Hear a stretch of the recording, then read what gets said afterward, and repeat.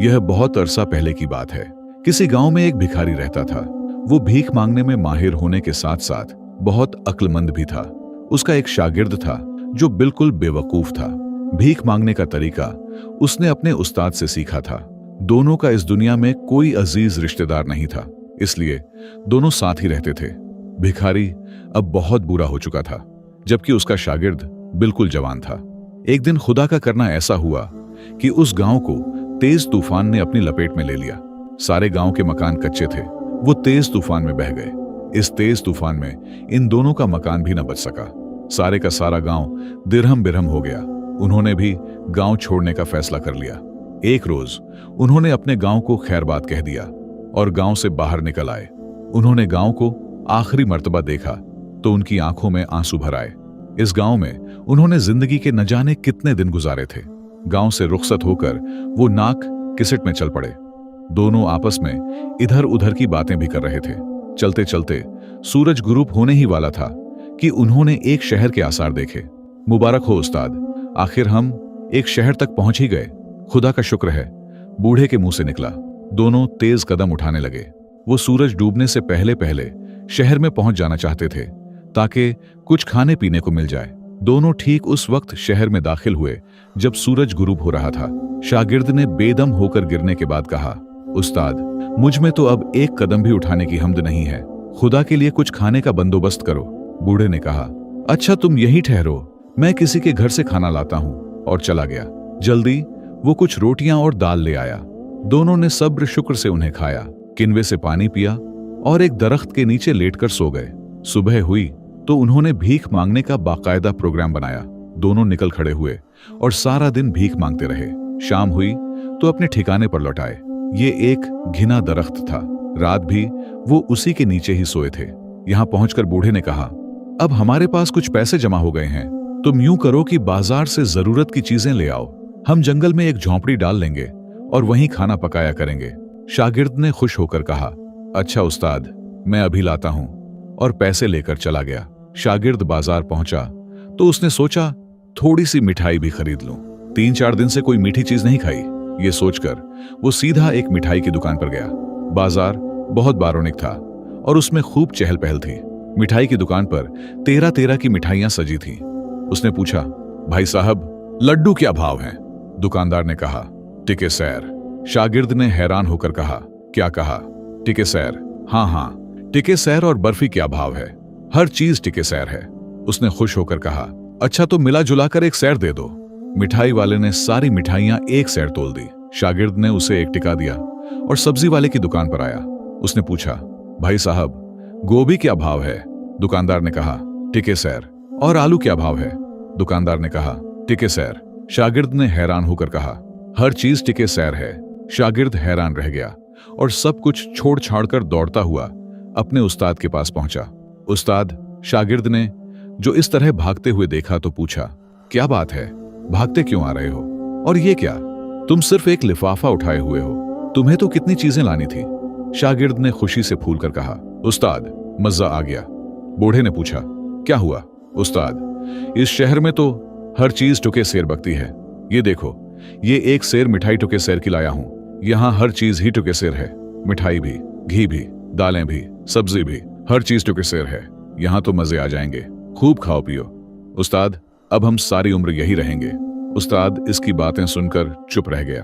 उसके मुंह से कोई लफ्ज ना निकल सका। क्या बात है उस्ताद, तुम्हें खुशी नहीं हुई? नहीं बेटा, मुझे सुनकर कोई खुशी नहीं हुई। मगर क्यों उस्ताद जी? अब हम अच्छी अच्छी चीजें टके सैर लेकर खाया करेंगे। न कुछ पकाने की जरूरत, न मुसीबत भरने की। बाजार से खरीद कर खा लिया करेंगे। उस्ताद ने फिक्रमंद होकर कहा, तुम बेवकूफ हो, यहां रहना ठीक नहीं। ये तुम क्या कह रहे हो उस्ताद? मैं तो यहां से हरगिज नहीं जाऊंगा। इससे ज्यादा मजे और कहां आएंगे? बिना कोई ऐसी जगह भी हो सकती है जहां हर चीज टके सैर बिकती हो। इसीलिए तो कह रहा हूं कि यहां रहना ठीक नहीं है। ये अंधेर नगर है। तुम कुछ भी कहो उस्ताद, मैं इस जगह को छोड़कर नहीं जाऊंगा। उस्ताद ने पूछा, अगर मैं यहां ना रहूं तो भी मैं यही रहूंगा। लेकिन मैं कहता हूं तुम भी नहीं जाओ। जिंदगी के बाकी दिन यही ऐशो आराम से गुजारेंगे। नहीं, मैं यहां नहीं रह सकता। उस्ताद भी जिद पर उड़ गया। खैर, दोनों ने मिठाई खाई और सो गए। सुबह हुई तो उस्ताद उठकर खला हुआ। शागिर्द ने पूछा, कहाँ चले? मैंने कहा था ना कि मैं यहां नहीं ठहर सकता। तो क्या अभी और इसी वक्त जा रहे हो? हाँ, मुझे यहां रहने से खौफ आता है। मान जाओ उस्ताद, यहां से ना जाओ। दुनिया के तख्ते पर इतना ऐश कहीं नहीं कर सकोगे जितना यहां है, और अगर तुम जाए बगैर रह नहीं सकते तो 2-4 दिन तो ऐश करते जाओ। नहीं, मैं सिर्फ दिन निकलने तक ठहर गया था, अब 1 मिनट भी नहीं। उस्ताद ने अपना जहरा कंधे पर डाल लिया और शहर से बाहर जाने वाली सड़क पर निकल गया।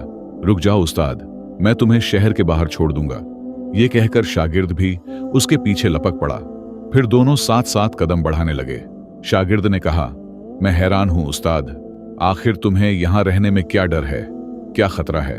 हमारा काम तो भीख मांगना है, हमें किसी से क्या डर, हमें कौन नुकसान पहुंचा सकता है? उस वक्त तुम मेरी इन बातों को नहीं समझ सकते, लेकिन एक दिन आएगा जब तुम मेरी बातें याद करोगे और कहोगे कि काश मैंने अपने उस्ताद की बातें मान ली होती। मैं अब भी तुम्हें यही कहता हूं, मेरे साथ चलो, लालच में ना आओ। हरकस नहीं उस्ताद, मैं इसी जगह रहूंगा। अच्छा तो मेरी एक बात सुन लो, अगर कभी तुम किसी मुसीबत में गिरफ्तार हो जाओ तो अपने उस्ताद को जरूर दिल ही दिल में याद कर लेना। हो सकता है कि कुदरत मुझे तुम्हारी मदद के लिए भेज दे। तुम यूं ही फिक्र कर रहे हो उस्ताद, मुझे यहां कोई तकलीफ नहीं है, मुझ पर कोई मुसीबत नहीं टूटेगी। उस्ताद ने मायूस होकर कहा, मैं तुम्हें आखिरी बार कहता हूं, मेरे साथ चलो। शागिर्द ने अटल लहजे में कहा, और अब मैं भी आखिरी बार कहता हूं, मैं यही रहूंगा। उसने अपने रहने के लिए घास फूस की एक झोपड़ी बना ली और उसमें मजे से रहने लगा। वो हर फिक्र से आजाद था। सुबह उठकर भीख मांगने के लिए निकल खला होता, और जो 2-4 आने हाथ लगते वो उसकी जरूरत से कहीं ज्यादा होते, क्योंकि हर चीज टके से सर मिल जाती थी। वो मिठाइयां, घी, दूध, सूख मेवे पेट भर भर कर खाता और अपने उस्ताद को बेवकूफ ख्याल करके खूब हंसता और कहता, काश उस्ताद यहां से न जाता, अब इससे कोई काम नहीं होता। कई कई दिन भीख मांगने भी न जाता। झोपड़ी में खाने पास्ते की चीजों का ढेर लगा रहता, वो उनमें से लेकर खूब खाता और कह कहे लगाता। हर फिक्र से आजाद होने, खूब खाने और कोई मुश्किल न करने की वजह से उसका जिस्म मोटा ताजा होने लगा। वो अपने मोटे जिस्म को देखकर बहुत खुश होता और भी ज्यादा खाता। रफ्ता रफ्ता उसका जिस्म फूलता चला गया और वो इतना कुप्पा हो गया कि अब उससे चलना भी मुश्किल हो गया। जब पैसे खत्म होने लगे तो बाजार में जाकर किसी मोड़ पर बैठ जाता। शहर के लोग उसके मोटापे पर हंसकर उसे कुछ न कुछ दे देते, जिससे वो फिर सरों के हिसाब से चीजें खरीदकर झोपड़ी में जमा कर लेता और खाने लगता। अब यही उसकी जिंदगी थी और इसका मोटापा रोज बरोज बढ़ता चला गया। वक्त आ गया है कि इस मुल्क का बादशाह कितना जाहिल और अहमक है। उसने अपनी जिंदगी में कभी कोई वाजिब फैसला नहीं किया। उसने सिर्फ अपनी खुदगर्जी के लिए अहमकाना फैसले किए हैं। उसने अवाम के जज्बात को मजरू किया है। एक दिन वो अपने तख्त पर बैठा था, दरबार लगा हुआ था। तमाम दरबारी हाजिर थे कि उसके सामने एक शख्स को पकड़ कर लाया गया। बादशाह ने पूछा, ये कौन शख्स है? बादशाह सलामत, उस शख्स को बाजार से पकड़ा गया है जहांपना, उसने एक शख्स की जेब काटी है। बादशाह ने उससे पूछा, वो कहां है जिसकी जेब काटी है? ये बाजार में क्या कर रहा था? सिपाही बोला, वो बाहर मौजूद है। बादशाह ने कहा, उसे पेश करो। उस शख्स को पेश किया गया। बादशाह ने उससे पूछा, क्या उस शख्स ने तुम्हारी जेब काटी है? उसने खुश होकर कहा, जी हां। बादशाह ने घबरा कर पूछा, तुमने उसे जेब काटने ही क्यों दी? वो शख्स घबरा गया, तुम्हारी गफलत की सजा तुम्हें दी जाएगी। जेब कतरे को छोड़ दो, क्योंकि ये तो लोगों को होशियार करने का फर्ज अंजाम दे रहा था, और उसे पकड़ लो। उसने अपनी जेब काटने ही क्यों दी? कल सुबह उसे शहर के चौराहे पर फांसी पर लटका दिया जाए। बादशाह का हुक्म सुनते ही जेब कतरे को छोड़ दिया गया और जिसकी जेब कटी थी उसे पकड़ लिया गया। दूसरे दिन मैं चौराहे पर तल धरने की जगह ना थी। इस बेगुनाह शख्स को जंजीरों में जकड़कर चौराहे पर लाया गया। वो गरीब थिर थिर कांप रहा था। लोगों की तादाद में लम्हा बलमहा इजाफा हो रहा था। खुदा खुदा करके बादशाह सलामत की सवारी आई। बादशाह एक ऊंची जगह पर खड़ा हो गया और उसने इशारा किया कि फांसी दे दी जाए। जल्लाद आगे बढ़ा। उसने फंदा उस आदमी की गर्दन में डाला, लेकिन फंदा ढीला था और वो शख्स बहुत दबला पतला था। जल्लाद मैं भी इतनी अकल कहाँ थी कि फंदे की ग्राहक को तंग कर देता। हैरान और परेशान कभी फंदे और कभी उस आदमी की गर्दन को देखने लगा। बादशाह ने गुस्से के आलम में कहा, क्या बात है, तुम इसे फांसी क्यों नहीं देते? पना फांसी का फंदा ढीला है और उसकी गर्दन पतली है। अब मैं उसे फांसी दूं तो कैसे दूं? बादशाह ने यह सुना तो सोच में डूब गया। उसके वजीर और अमीर परेशान हो गए। सब मिलकर सोचने लगे कि फांसी कैसे दी जाए, लेकिन किसी को समझ में ना आया कि फंदे की ग्राहक को तंग करके फांसी दी जा सकती है।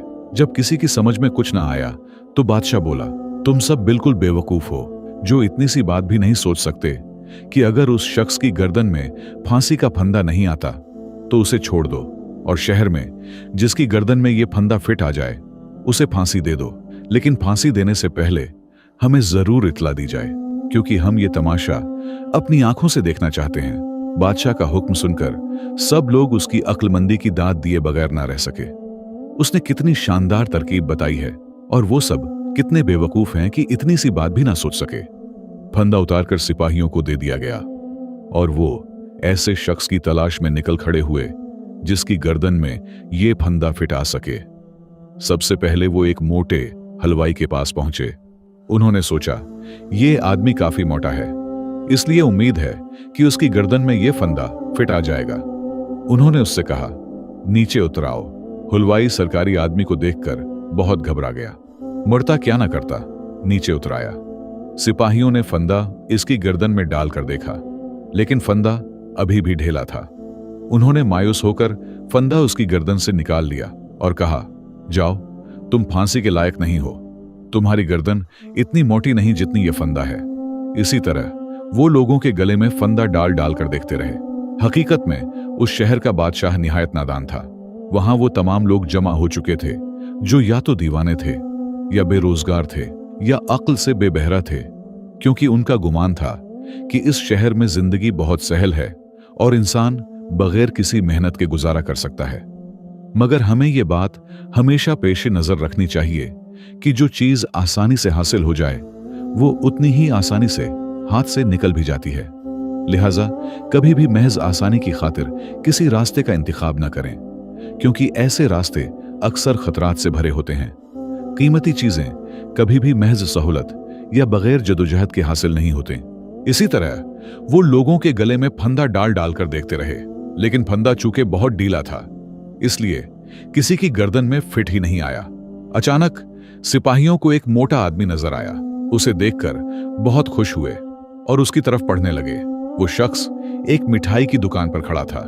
शागिर्द 3-4 दिन से बाजार नहीं गया था। झोंपड़ी में पड़े खाने की चीजें खत्म हो गई थी और उसके पास पैसे भी नहीं थे, इसलिए वो बाजार की तरफ चल पड़ा। बाजार पहुंचते पहुंचते उसको 3-4 आने भीख मिल चुके थे, इसलिए वो सबसे पहले एक मिठाई की दुकान पर गया और उससे 5 सैर मिठाई तोलने के लिए कहा। हलवाई मिठाई तोलने लगा। अचानक उसके हाथ से तराजू छूटकर नीचे गिर पड़ा। क्या बात है, क्या तुम्हारे हाथों में जान नहीं है? मिठाई वाले ने खौफजदा होकर कहा। वो आ रहे हैं। शागिर्द ने हैरान होकर पूछा, कौन आ रहे हैं? तुम इस कदर डर क्यों रहे हो? इतने में सिपाही फंदा लिए वहां पहुंच गए। उनको शागिर्द ही नजर आया था, जिसे देखकर वो बहुत खुश हुए थे। एक सिपाही ने मुस्कुराकर कहा, पहलवान, जरा अपनी गर्दन तो इधर करना। शागिर्द ने हैरान होकर कहा, क्यों, क्या बात है? मामला यह है कि एक शख्स को फांसी दी जाने वाली थी, लेकिन उसकी गर्दन में यह फंदा फिट नहीं आया, इसलिए हमारे बादशाह सलामत का हुक्म है कि जिस शख्स की गर्दन में यह फंदा फिट आ जाए उसे फांसी पर चढ़ा दो। हम सुबह से किसी आदमी की तलाश में हैं, लेकिन अभी तक कोई आदमी ऐसा ना मिला जिसकी गर्दन में यह फंदा फिट आ जाए। अब तुम नजर आए हो, उम्मीद है कि तुम्हारी गर्दन में यह फंदा जरूर फिट आ जाएगा। शागिर्द ने चलाकर कहा, मगर यह क्या इंसाफ है? सिपाही ने कहा, यह हमारे बादशाह सलामत का इंसाफ है, इसके खिलाफ कोई आवाज नहीं उठा सकता। यहां हर चीज टके सैर के बुकती है। अपने साथियों को इशारा किया। शागिर्द को जकड़ लिया गया। फांसी का फंदा उसके गले में डाला गया तो वो बिल्कुल फिट आया। सिपाही ये देखकर बहुत खुश हुए और उसे तैद खाने की तरफ ले चले। अब शागिर्द को मालूम हुआ कि उसका उस्ताद यहां रहने से क्यों डरता था, लेकिन अब पिछताने से क्या हासिल हो सकता था। उसे कैद खाने में डाल के बादशाह को यह खबर सुना दी गई कि एक ऐसा शख्स मिल गया है जिसके गले में फांसी का फंदा फिट आ गया है। बादशाह इस खबर को सुनकर बहुत खुश हुआ। उसने उसी वक्त हुक्म दिया कि उसे कल शहर के चौराहे पर फांसी पर लटका दिया जाए। शागिर्द को अपने उस्ताद की बातें बहुत बुरी तरह याद आने लगी। दूसरी तरफ उस्ताद एक गांव में अकेला जिंदगी करता था। दिन के वक्त वो खैरात जमा करता था, कोई उसे रोटी या दीनार दे देता था, और रात को वो अपनी मिट्टी की छोटी दिलनिमा कोठड़ी में सो जाता था। एक वक्त ऐसा आया कि जब सुबह वो खैरात जमा कर रहा था तो देखता है कि लोग हर जगह गुफ्तगू कर रहे हैं और सब हैरान हैं। जब उस्ताद ने पूछा तो लोगों ने उसे बताया कि अंधेर नगर में पिछले कुछ दिनों से बादशाह के सिपाही घूम रहे हैं ताकि एक मोटा आदमी तलाश करें और उसे एदाम करें, और वो आदमी उन्हें आज मिल गया है। कल उसे एदाम के लिए ले जाएंगे। ये बातें सुनकर उस्ताद ने हल्की सी मुस्कुराहट की और कहा, उस शहर के सारे लोग बादशाह से लेकर नौकर तक कम अक्ल हैं। जिस शहर का बादशाह ऐसा हुक्म दे कि हर चीज एक कीमत पर हो तो लाजमी है कि वो बादशाह भी पागल हो। काश मेरा शागिर्द मेरे साथ आया होता, मगर खैर वो मोटा नहीं था, इसलिए उसकी जान जरूर बच गई होगी। लेकिन अब कौन सा मजलूम फिर मौत का मजा देखेगा। उन्हीं सोचों में था कि उसने फैसला किया, मैं भी जाऊंगा और देखूंगा कि आखिर किसके साथ नाइंसाफी हो रही है, और अपने शागिर्द को फिर नसीहत करूंगा कि उस शहर को छोड़ दे। बस यही था कि वो शहर नगर की तरफ रवाना हो गया। सारा दिन और सारी रात चलते रहने के बाद वो शहर में दाखिल हुआ और उस जगह पहुंचा जहां उन्होंने कयाम किया था। इस जगह उसने एक झोंपड़ी देखी, लेकिन उसके अंदर उसका शागिर्द मौजूद नहीं था। वो उसे ढूंढता हुआ शहर के चौक की चौक तरफ चल पड़ा। रास्ते में उसे हर कोई शख्स चौक की तरफ बढ़ता हुआ नजर आया। उसने एक आदमी से पूछा कि ये सारे लोग चौक की तरफ क्यों जा रहे हैं, तो उसने बताया कि आज एक आदमी को चौराहे पर फांसी दी जाएगी। ये सब लोग ही तमाशा देखने जा रहे हैं। वो भी चौराहे की तरफ बढ़ने लगा। एक तरफ से उसे 7-8 सिपाही आते हुए नजर आए। उनके साथ एक मोटा ताजा आदमी जंजीरों में जकड़ा हुआ था। उस्ताद ने उस मोटे आदमी को देखा तो पहचान न सका।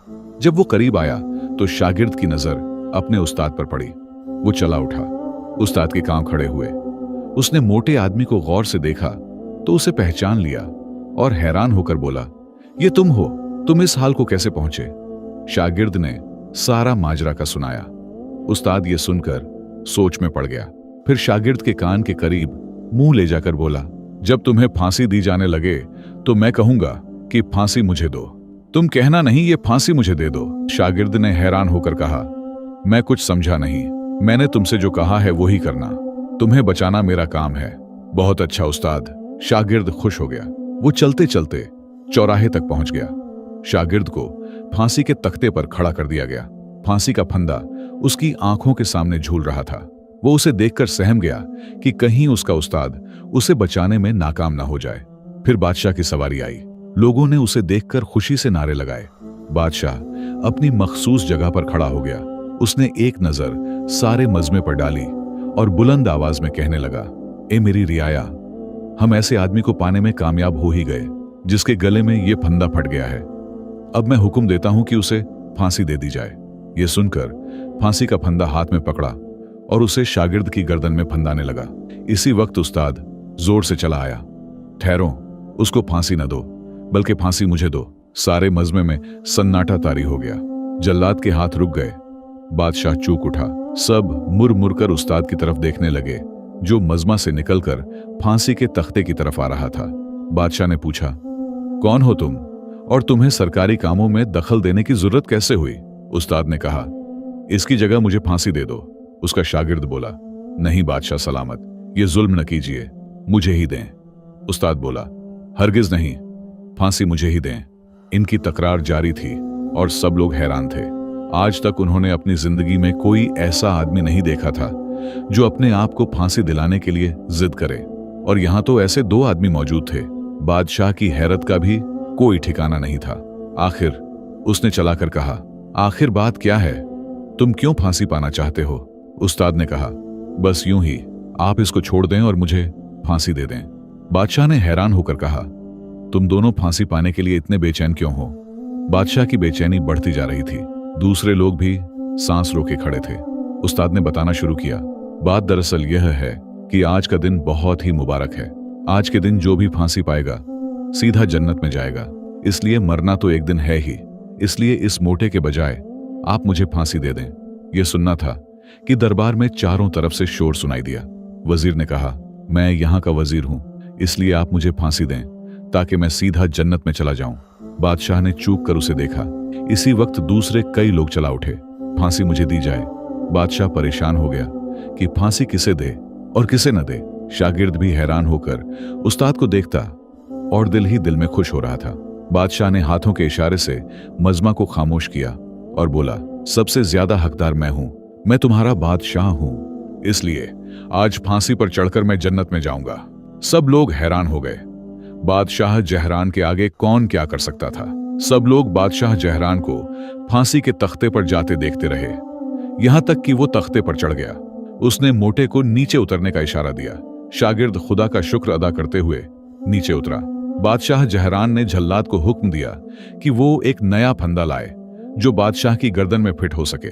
जल्लाद ने हुक्म की तामील की और बादशाह जहरान के गले में नया फंदा डाल दिया। चुनाचे बादशाह जहरान को फांसी दे दी गई। बादशाह जहरान की फांसी का ये मंजर लोग हैरत से देखने में मशगूल थे कि उनका बादशाह सीधा जन्नत में जा रहा है। अवाम, वजीर और बादशाह के मुहाफिजीन बादशाह की मौत को देख रहे थे। इस लम्हे का इंतजार था जब बादशाह आखिरी सांस लेकर इस दुनिया से आंखें बंद कर लेगा। लेकिन जब बादशाह बिल्कुल मर गया तो वो इस मौके से फायदा उठाते हुए उस्ताद और शागिर्द दोनों चुपचाप दरबार से बाहर निकल आए और खुदा का शुक्र अदा किया। इस कहानी से जाहिर होता है कि लालच इंसान को मौत तक पहुंचा सकता है। कभी भी लालच अख्तियार ना करो और उसी तरह अपने बड़ों की बातों को गौर से सुनो, क्योंकि वो हमसे ज्यादा तजर्बा रखते हैं। ये कहानी आपको कैसी लगी? कमेंट्स में अपनी राय का इजहार जरूर कीजिए और हमारे चैनल को सब्सक्राइब भी जरूर कीजिए। वीडियो देखने का बहुत बहुत शुक्रिया।